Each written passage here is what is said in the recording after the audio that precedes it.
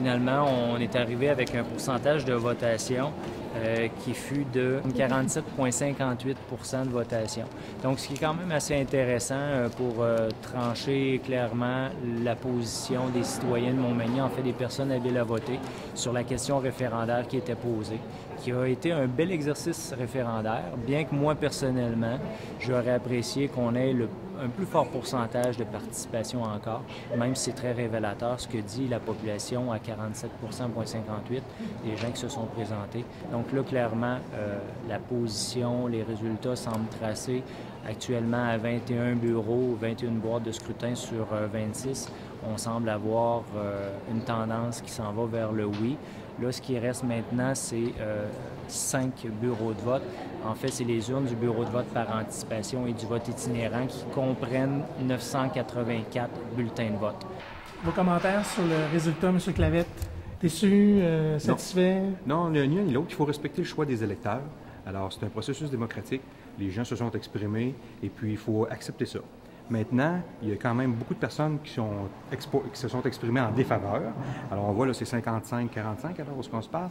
Alors, j'espère que les élus vont tenir compte de ces gens-là aussi, parce que c'est quand même beaucoup de monde qui s'est exprimé en défaveur. Mais généralement, il faut accepter le choix des citoyens. Est-ce que ça donne le goût à Sébastien Clavette de se lancer en politique? Non, pas du tout. Je pense que le travail que je fais actuellement est peut-être plus utile de cette façon-là. Alors, la bibliothèque, c'est un dossier, il y en a d'autres. C'est toujours une question de s'assurer que les citoyens ne dorment pas face aux élus et posent des questions. Alors, on n'en posera pas toujours, puis on ne fera pas toujours ce ne sera pas toujours un référendum à chaque fois, mais il faut quand même rester alerte. Puis, il y a d'autres dossiers aussi qu'il faut s'occuper, donc on va les analyser à leur juste valeur. Oui, écoutez, c'est un résultat de l'expression d'une proportion de population. On va vivre avec ça. Nous, en tout cas, on a travaillé sur l'alternative, avec les moyens qu'on avait. On n'a pas insisté plus qu'il fallait. Bon, il y a eu de la controverse désagréable, mais on va vivre avec aussi. Hein?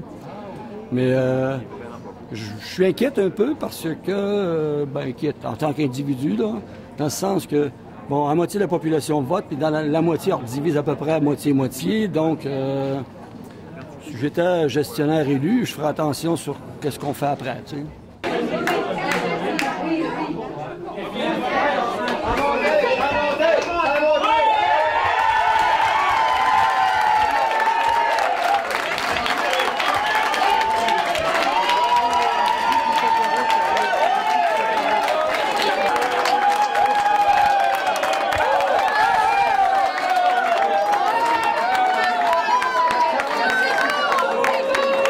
C'est un dossier qui a divisé la population.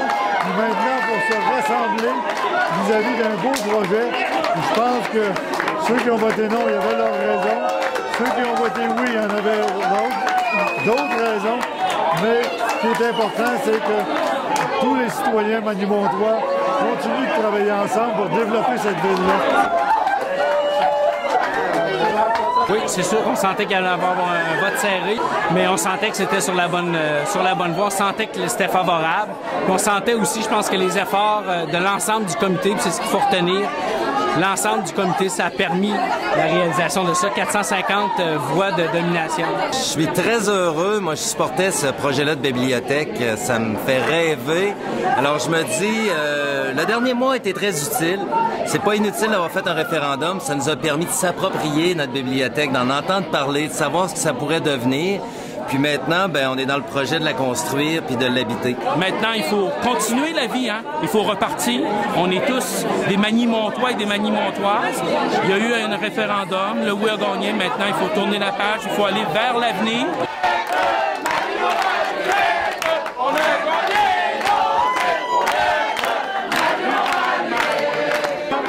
C'est pire qu'une campagne électorale.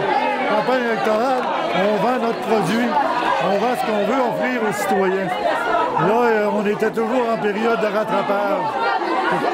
Et lorsqu'on essayait de se rattraper, souvent on passait pour des gens qui disaient qu'il y avait quelque chose à cacher, même si on disait la vérité. Est-ce que ça aurait été une décision qui aurait pu influencer votre retour ou non en politique aux prochaines élections? C'est le contexte complet, c'est pas nécessairement cette décision-là. J'ai toujours dit que j'aurais une décision à prendre en mai prochain, parce que ma fête est le 27 mai. Et quand on a annoncé le projet de la bibliothèque, c'est le 27 mai. Et aux alentours de cette date-là, je donnerai mon orientation pour les années futures.